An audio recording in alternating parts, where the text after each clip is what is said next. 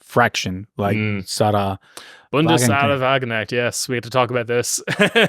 It's weird. Sahra Wagenknecht is new political force to Germany, so it's really hard to tell what they will do.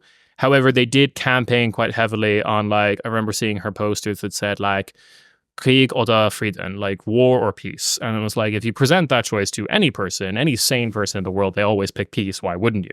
But that's an example of a good communication of your intentions. Absolutely. Direct. You want war, you want peace. Of course, you prefer peace. That's what we're campaigning for, right? And people were kind of like really interested in this political project because they thought maybe she would snatch up AfD votes. And that turns out not to be true, at least based on this election. She's actually picking up a lot of pissed off SPD voters. Yeah. Because it is worth pointing out, for anyone who doesn't know, doesn't live in Germany, there is a huge contingent of German people. There's always been like a pretty large percentage of German people who kind of believe what Stalin believed, which is Germany should not have an army. And they're like very anti-militarization. And seeing like the Olaf Scholz government move to this militarization has caused this kind of like, let's talk about peace, let's talk about negotiations, maybe we shouldn't be doing all of this, to be kind of popular, at least at surface level. I understand that option of, okay, let's not have an army. Costa Rica doesn't have an army, but of course, Costa Rica will have to call the Uncle Sam if they ever got in problems. So yes, and they will have to give, I don't know what in return. Yeah. But I also believe on the other side that if you have an army or you get peace or you get respected sometimes from other countries based on the capacity of or your capacity of defending yourself. Yeah. But then, but then there's lots of Germans who would argue that we should just do like a defense forces, like kind of like what Japan has, of just like, it doesn't go anywhere, it stays here. Okay, Mexico has an army, but it's not because we are in war. They are actually doing like social work. But it's the Egyptian method of like, what if all the fridges were made by the army? No, I mean they're really like building airports, helping with disasters. But there's a point in which like I don't want to go too much into that topic, but why Palestine doesn't receive the support from or for their humanitarian help, because they don't have a army that can say we are a strong country or we're a strong state. They're not a state at all. We don't have an army that can be respected or a defense system that can be seen at an international level. Okay, maybe they deserve to be a state. Yeah. And if you have no army, either you're ¿cómo se dice vasallo? You're just someone else's country's bitch. Yeah. Servant. Servant. Yeah. In the world of states, it's not good to be a stateless people. Like Palestinians, Kurdish people, like it's all been terrible for particular reasons. So what Sahra Wagenknecht, her party, then what does it stand for? Oh my God. So it is a split from Die Linke, the left party, which the Die Linke comes from a combination of SPD people who were pissed off at Hartz IV, a bunch of social reforms that brought in kind of like austerity and undercut a lot of like social benefits in Germany, plus the former governing party of East Germany. They kind of merged and made Die Linke. This was successful for quite a while until, possibly something that we could have seen coming for a long time. Sahra Wagenknecht, who is from North Rhine-Westphalia, or at least that's where she ran, most populous state in the West, was always a bit of a, to use a very Irish turn of phrase, shit stirrer. She always kind of, like, she literally wrote a book while being a member of Die Linke, that the whole thesis of the book is like, here's a bunch of reasons why you shouldn't vote Die Linke. She was, and I think transparently, she always just kind of wanted to be in charge of it and never was. And now she's made her own left party that she's in charge of. With her own name. With her own name. I do think they do need to change that. It just doesn't. But yeah, with her in particular, her policies, like I said, it's like a new party. It's kind of hard to know.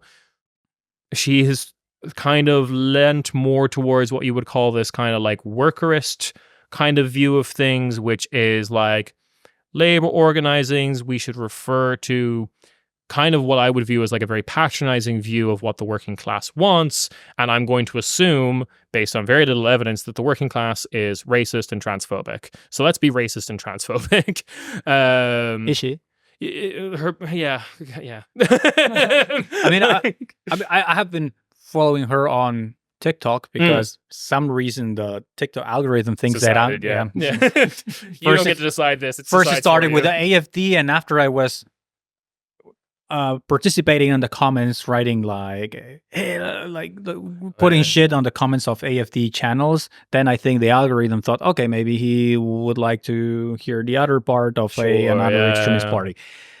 For me, it feels her party, but maybe on just a TikTok level, that is a real left-wing party. And what we think currently of what a left-wing party is, not left-wing, but it's a progressive party instead. I mean, yeah. Is there a difference, progressive or real anti-capitalist left-wing party? So I think on her own terms, she would probably describe herself or her party or this political project as being anti-capitalist, but not progressive. Like the progressive, like the Greens can be progressive and but also not left. But not left. Absolutely. And being very kind of like, we will show up at Pride Parade and then like charge you for entrance. Kind of like, and like, yeah, to go into like why a lot of people hated the Greens and like what they were doing, like a lot of like green policy in this country does kind of defer to like the consumer. Like it is like, you bring your own bags to the supermarket. You have to buy an electric vehicle. It's never like the government does something, the government like changes this or makes it easier for you to become green.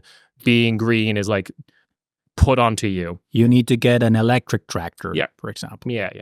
And that like obviously after enough time pisses off people.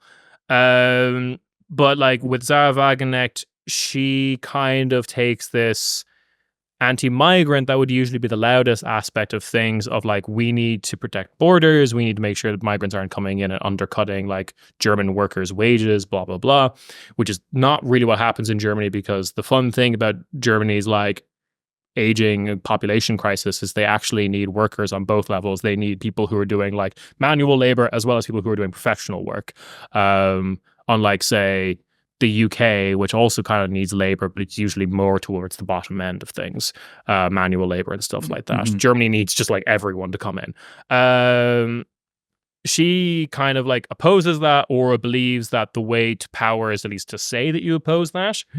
And she would also argue for this kind of like peace with Russia. For example, recently Zelensky spoke at the Bundestag, president of Ukraine, to which she kind of and her party members left and walked out of the room. That I find very strange, because I feel like the answer, if you're like the peace party, is like you would listen to both. Like I can understand like the Greens walking out of Putin spoke, but like I would expect someone who's genuinely for peace to listen to both. I heard that she said, because Zelensky said these are the terms, no compromises, and she said, if there's no willingness to make any compromise, I don't want to hear you, because we need to make compromises in order to achieve peace. Yeah, I think that's kind of like, I agree with that. Like, I agree with that's actually what needs to happen. But I also think that like when you are effectively the military figurehead of a country that's currently at war, you can't have you going around saying like, I'm willing to compromise, guys. Please don't like assassinate me or whatever. Like, because like, of course, like for morale purposes, Zelensky's always going to be like, no surrender. He can't not. And like, it's a too macho game. So you need to exactly. play It's a with war. those It rules. has to be a macho game. And like, it's really missing, I think, like, it's book by the cover kind of stuff. It's like looking at the surface and not really understanding what's going on. I just kind of find it a bit weird, but like with that whole party, basically too early to tell of what's going to happen to it. But it was a big winner to be a reasonable for a new party. A new party getting, I think, how much was it? 6%, I think. Yeah. And we are looking at a bunch of state elections this year that would be supposedly like Bundestag, Wagenknecht stomping ground. Thuringia, Brandenburg, things like that, like the East German states, is supposedly where she's meant to do well in. Will be a good alternative for Germany.